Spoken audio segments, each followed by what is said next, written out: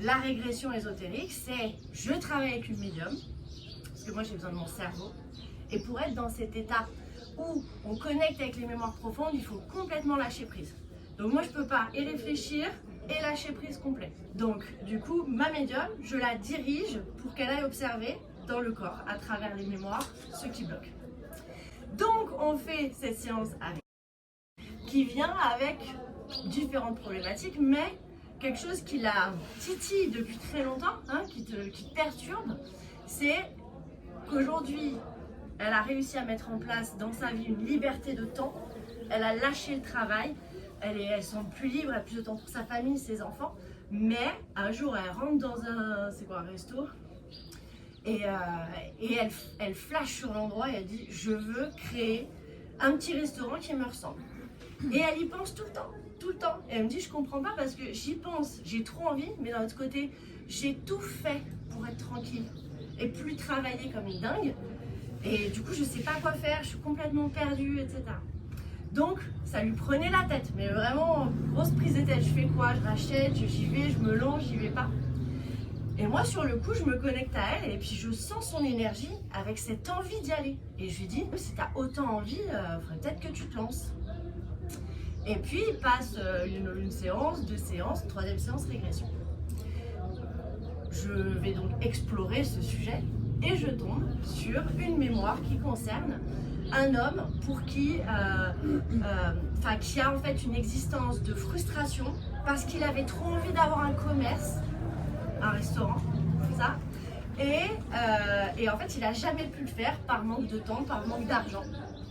Et il est vieux et il est frustré et il nous explique que il nous montre le réseau, il dit c'est ça que je voulais toute ma vie, c'est ce que j'ai toujours voulu faire et je l'ai pas eu. Et ce qui est dingue, c'est que sur le moment, c'est toujours des trucs un peu chelous, puis on se dit ouais bon bah ok, on verra ce que ça donne. Donc nous, on parle à ce monsieur parce que il faut se mettre en condition dans ce genre de séance. Si on parle à un fantôme, faut pas se dire ah, c'est un truc bizarre, c'est une personne qui est décédée. Et en fait, si elle est décédée, mais ça reste une personne. Donc nous, on en a peur, mais en fait, elle, ce qu'elle demande, c'est de l'attention. C'est qu'on la comprenne et qu'on l'aide. Il faudrait que je rentre dans le truc des fantômes plus longtemps, mais c'est des mémoires qui restent à l'intérieur de nous. C'est des mémoires qui restent coincées. C'est comme si une partie de moi, si à 4 ans, j'ai vécu un trauma, on m'a tapé dessus, il y a une petite partie de moi, dès que quelqu'un va lever la main, elle va avoir peur. Bah, c'est le même, quand on parle de fantôme, c'est la même chose. Ça veut dire que quelque part à l'intérieur, il reste une mémoire coincée. On tombe sur Werber, parce qu'il s'appelle Werber, le gars. On lui parle donc. C'est quelqu'un de sa famille, donc. Très éloigné. Ça peut être quelqu'un d'expérience. Là, Non, mais je voulais juste savoir s'il y avait un abri.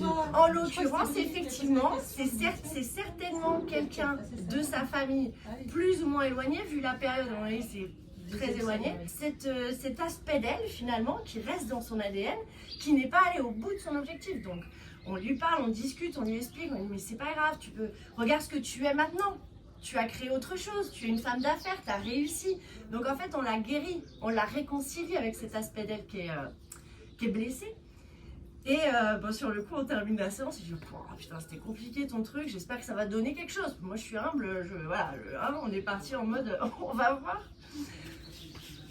C'est quoi, 2 jours après, 3 jours après, tu m'appelles? Le lendemain. Vas-y, je te laisse dire. Alors c'est vrai que ça paraît chelou, hein, mais le truc, comme elle a dit, je suis chef d'entreprise depuis 20 ans et mon truc c'était que je voulais toujours réaliser mon rêve d'avoir un restaurant.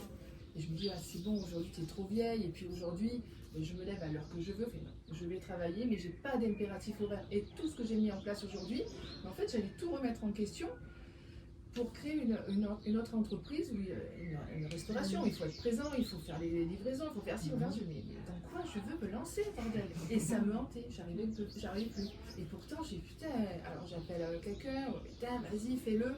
Il capte mon envie. J'appelle Julia, ouais, vas-y, mais tu es trop dans le mental. Je lui dis, oui, d'accord, je suis peut-être dans le mental, mais j'ai envie.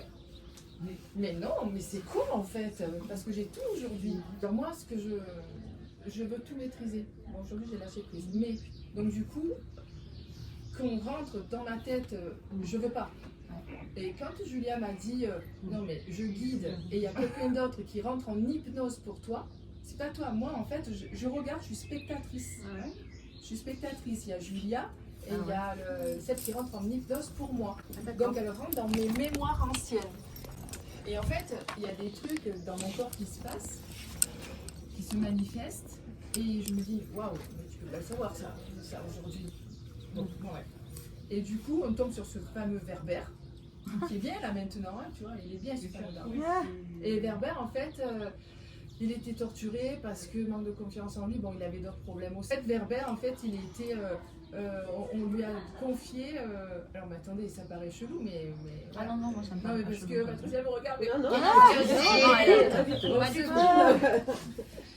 Et du coup, ce fameux Werber, Il avait un frère. il avait un deux frère qui enfants, avait eu des enfants. deux bébés. Et 2 bébés. Et donc, du coup, il ne pouvait pas s'en occuper. Et il a dit tiens, tiens, tiens, tu t'en occupes, donne-le à l'adoption.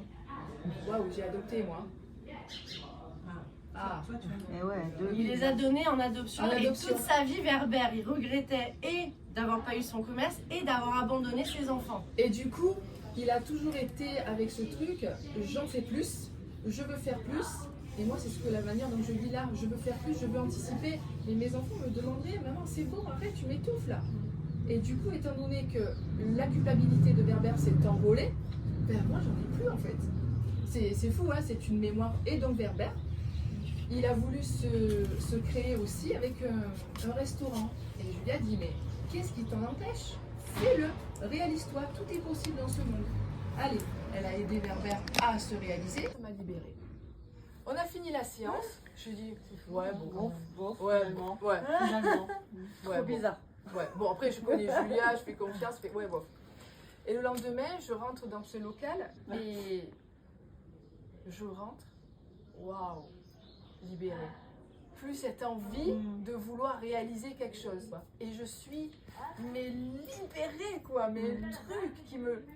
Et ben voilà, mon expérience. Ça remonte trop noble. après, c'était comme C'était au Xe siècle. C'est pas c'était, forcément, Ouais, c'est trop pour c'était que ce soit connu en fait. D'accord. Et puis c'est mémoire. pas ça qui est important, forcément, parce qu'encore une fois que ce soit réel, pas réel, vrai, pas vrai, effet placebo, c'est ce que je vous disais, hein. Si c'est que ça, bah elle m'a appelé, elle me dit Julia, c'est un truc de dingue, j'ai plus envie.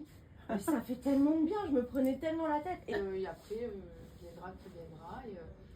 Et je m'en fous. Et je m'en fous en fait. Mais moi, je me sens plus légère. Et en fait, pour celles et ceux, pour celles qui ont vu sur le chemin de l'Olivier, Oui. ben voilà quoi. C'est ça. C'est des mémoires qui vous appartiennent pas et qui sont ancrées à l'intérieur de vous. Et voilà. Comme des mémoires fantômes. voilà, et je trouvais que c'était un parfait exemple ce qu'elle m'a dit ce matin pour vous expliquer que ces mémoires-là, elles nous bloquent, elles nous créent peut-être même des envies, des désirs, des prises de tête dont on n'a pas envie en fait et dont on n'a pas besoin. Et du coup après tu peux y voir plus clair pour créer autre chose. En fait je trouve que c'est tellement parlant que là pour ça c'est... Le but de rien à dire de notre plus. vie là, c'est d'évoluer et de grandir, mais il y a des blocages derrière qui nous tiennent et de s'en libérer et d'avancer. On n'en a pas conscience. Ouais. Et donc à partir de ça, quand on en arrive là et qu'on a libéré, l'idée maintenant c'est d'avancer et de créer ce qu'on a vraiment envie de créer. Et de voir apparaître en fait ce qu'on a vraiment envie de créer. Parce que jusqu'à la libération, ce qu'on pensait vouloir ou ce qu'on pensait être n'était pas forcément juste. Et quand on libère, d'un coup on a des... Hein, ça fait ça aussi. Hein, des espèces d'éclairs comme ça, d'évidence de... Non mais en fait ça non, et puis ça c'est pas possible, mais ça oui. Et ça vibre.